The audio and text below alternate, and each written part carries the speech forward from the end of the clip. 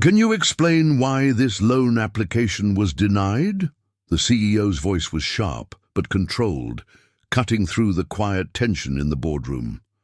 Her eyes didn't waver as she looked directly at the loan officer. The officer cleared his throat, shifting uncomfortably. Based on our assessment, your credit history and risk profile did not meet the required criteria. She leaned forward slightly, voice calm but unmistakably firm. I know my credit history. I'm the CEO of this bank.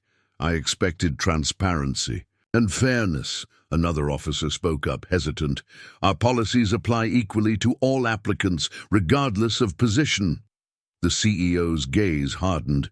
Is that so? Because from where I'm standing, it looks like I was denied not on policy, but because of internal bias. A heavy silence settled over the room. The tension was palpable. One junior staff member avoided eye contact, fingers nervously tapping. On the table, the CEO's voice softened, but carried a quiet authority. I trusted this institution. Today, that trust feels broken. The loan officer swallowed, then responded carefully. We're bound by regulations. There's no intention to discriminate. Intentions don't matter when the outcome does, she said quietly. I want every staff member involved in this decision brought before me. Murmurs spread among the staff. The power dynamic had shifted. Is this a threat? One senior manager asked cautiously. No, she said slowly. It's accountability. I'm holding those responsible to the standards we preach. The room grew colder, tension thickening.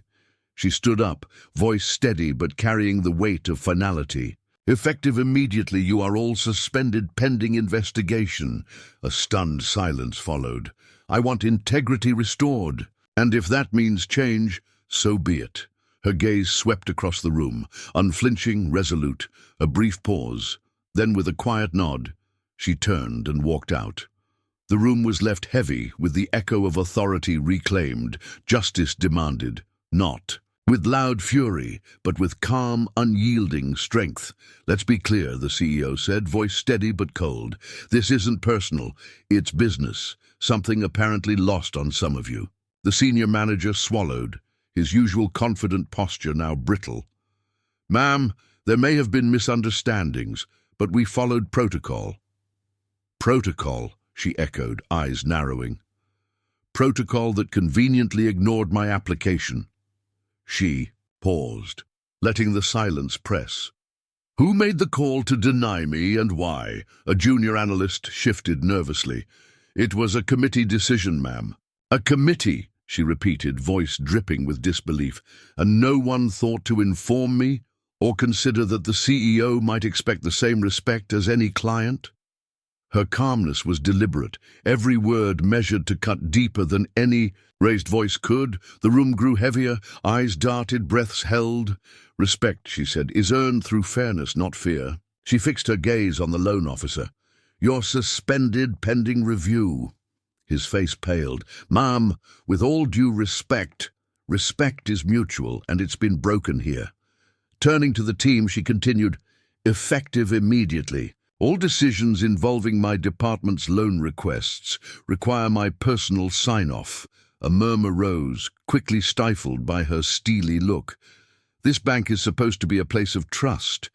If that trust is broken internally, what hope do our clients have? Her voice softened but remained firm. I will not tolerate this. The silence that followed was thick, the staff fully aware this was not just a reprimand.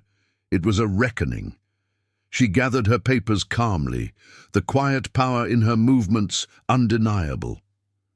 As of tomorrow, we begin a full audit of all loan denials. Under your watch, a senior manager stammered, Ma'am, this could destabilize the department. She fixed him with a piercing look.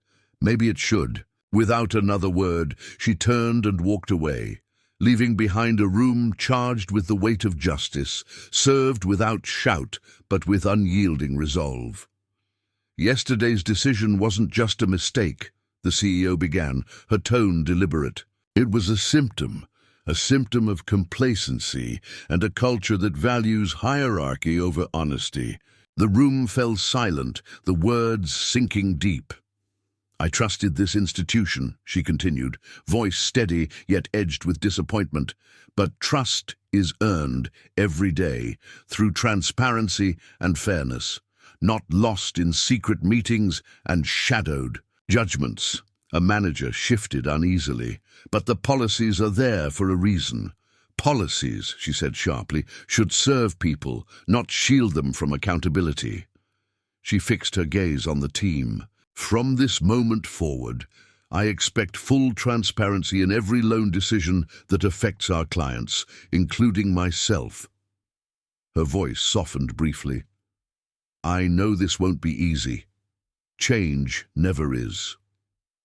But it is necessary." A junior staffer whispered, "Will there be consequences?" She nodded slowly. "There will be, for those who fail to uphold our values." Her eyes scanned the room, steady and unwavering. "I'm here not to punish, but to rebuild." A long pause followed, heavy with meaning. "Starting today," she said quietly, "we begin that work." She turned and walked away, the room still filled with the echo of her resolve, a quiet storm demanding justice through restraint and dignity. "People need to know," the CEO said, voice low but steady, "that no one is above the rules, not even me." A murmur ran through the room. She raised a hand. "This isn't about power. It's about responsibility, about fairness." The loan officer looked up, eyes wary. "You're asking for transparency, ma'am. That can be difficult." "Difficult doesn't mean impossible," she replied. "We have to be better." She looked around at the faces before her, some guarded, others conflicted. "Integrity isn't optional," she said. "It's the foundation of trust." A senior manager cleared his throat. "What if the investigation reveals deeper issues?" "Then we face them," she said firmly. "Together." The room grew quiet, the weight of her words settling like a verdict. She stepped forward. "This bank belongs to the people we serve, and if that means change, then change will come." Her voice was calm, but her presence filled the room with undeniable strength. "Let this be a lesson. Justice is served not with noise, but with steady hands and clear eyes." She turned, the echo of her footsteps a promise of transformation. "Some of you might think I'm overreacting," the CEO said, voice low but unwavering. "That this is just a blip, a hiccup in the system." A few heads shifted uneasy. "But it's more than that," she continued. "It's a symptom of what happens when power is used to protect privilege, not people." Her eyes scanned the scene, room sharp and searching.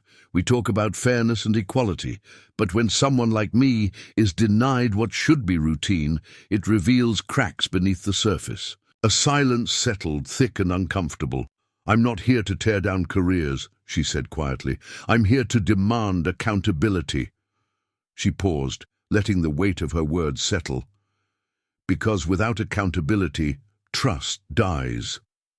CT, loan officer looked up, voice hesitant. "What happens next?" "Next," she said, "we fix what's broken, starting with transparency, honesty, and respect." Her gaze met his. "And that includes you." A junior staffer swallowed hard, eyes wide. "This isn't about blame," she added softly. "It's about change." She straightened, voice firm. "And if anyone here can't accept that, then maybe this isn't the place for them." The room held its breath. She nodded once sharply. Dismissed. The tension remained long after. She left, the quiet aftermath of power reclaimed and justice demanded. "Power isn't taken, it's given," the CEO said, voice calm but carrying an edge that sliced through the quiet. "And it must be wielded with care." The senior manager's mouth twitched, but he said nothing. She continued, "We have a responsibility to our clients, to our colleagues, and to ourselves to act with integrity." Her gaze settled on the loan officer. "That means no more shortcuts, no more hiding behind policies to avoid difficult truths." The officer swallowed, nodding slightly. "This bank's reputation isn't built on titles or numbers," she said softly. "It's built on trust." A junior analyst cleared her throat. "What about those who fear change?" "They're the ones who need it most," the CEO replied, voice steady. She took a breath. "Change isn't comfortable, it's painful, but it's necessary." The room remained silent, absorbing the weight of her words.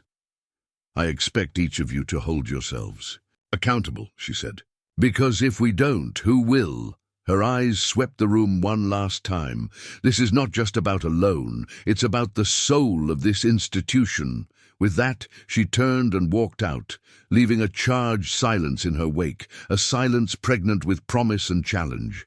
"Everyone here has a role in shaping this bank's future," the CEO said, voice steady and firm. "That means embracing change, even when it's uncomfortable." She paused, letting her words sink in. It's easy to stick with what's familiar, easier to keep the status quo. But easier isn't always right. A murmur rippled through the room, uncertain but growing. "This institution was built on trust," she continued. "Trust that can only be maintained through honesty and courage." The loan officer shifted in his seat, eyes meeting hers. "I expect transparency," she said, "and I expect accountability." Her gaze softened just a bit. "Because without those, there's no trust at all." A junior staffer nodded slowly. "What's the first step?" "Listening," the CEO replied. "Listening to each other, to our clients, and to the truth, even when it's hard." She smiled faintly. "That's how we rebuild." The room grew quieter, the energy shifting from tension to something more hopeful. "This is our moment," she said, "to make things right." With that, she stood, the weight of leadership clear in every measured step. And as she left, the promise of change lingered in the air, quiet but undeniable. "Change isn't just about new policies or procedures," the CEO said, her voice steady but charged with purpose. "It's about culture, about the way we treat each other every day." A senior manager shifted, breaking the silence. "Culture is hard to change. It takes time." "Time we don't always have," she replied, "especially when trust is at stake." Her eyes scanned the room, resting on faces now attentive and serious. "We need to lead by example," she said, "starting with accountability. Starting with ourselves." The loan officer spoke quietly. "I'll cooperate fully with the investigation." She nodded approvingly. "Good, because transparency must be absolute." A junior analyst spoke up. "What message does this send to the rest of the bank?" "That we are serious," she said firmly. "Serious about justice, fairness, and integrity." Her tone softened. "And serious about earning back trust." The atmosphere shifted, tension giving way to resolve. "This isn't punishment," she concluded. "It's a commitment to do better, to be better." She straightened, voice resolute. "And we will." "Every decision we make echoes beyond these walls," the CEO said, her tone steady and resolute. "It affects lives, families, futures." She paused, letting the weight of that settle. "We're not just bankers. We're guardians of trust." A murmur of agreement rippled through the room. "Trust isn't given lightly," she continued, "and once broken, it's hard to rebuild." The loan officer's eyes met hers, earnest and open. "I want to be part of that rebuilding," he said. Quietly. "Good," she replied, "because that's what this moment demands." She looked around the room, her gaze sharp and unwavering. "Let this be a turning point," she said, "a moment where we choose integrity over convenience." The room held its breath. "We owe that to ourselves, to our clients, to the future." Her voice softened, filled with quiet determination. "And I believe we can do it." The atmosphere shifted, charged with possibility. She nodded once, decisively. "Let's begin." With that, she turned and left, the promise of change hanging in the air like a whispered vow. Yesterday's decision wasn't a mistake. It was a symptom of a deeper problem, the CEO said, her voice calm but resolute. One that demands we look inward. She let her words hang in the silence, the room absorbing the weight of her meaning. We cannot claim to serve fairness while allowing bias to cloud judgment. A manager shifted uneasily. Change will be difficult. Necessary, she corrected. Without it, we risk everything we've built. Her eyes met theirs, unwavering. This is a moment for courage. Courage to confront uncomfortable truths. She paused. I expect every one of you to participate fully in the upcoming audit. The loan officer nodded. We will. Good, she said, because accountability is the foundation of trust. The room held its breath, the air thick with resolve. Let's move forward. Together. She stood, voice firm. Not with anger, but with purpose. Her footsteps echoed as she left, leaving behind a call to action that could not be ignored. The boardroom was silent, the weight of what had transpired hanging heavy in the air. The CEO stood at the head of the long, polished table, her gaze sweeping across the faces before her. Each person carried the unease of the confrontation, the shock of accountability imposed without fanfare, but with undeniable gravity. This moment, she began, her voice steady but layered with quiet authority, is about more than one loan denial. It's about the integrity of our entire institution. Her eyes locked with those of the loan officers, the managers, the analysts, the people who held the power to shape futures with their decisions. She paused, letting her words settle.